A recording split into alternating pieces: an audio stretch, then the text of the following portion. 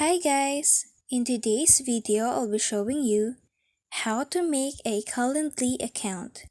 So without further ado, let's start. So now, go to your web browser and then search for Calendly. Now after that, select this first option. This is where you can sign up for free on Calendly. And then next, sign up with Calendly.